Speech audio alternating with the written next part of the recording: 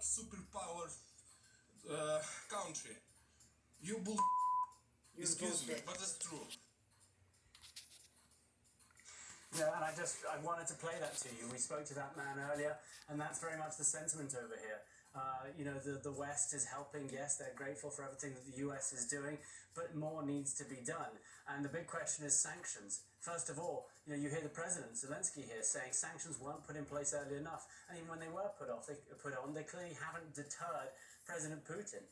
At this point, yes, those sanctions will take hold at some point, and they'll be crippling for the Russian economy, but it hasn't deterred him. He continues to push forward.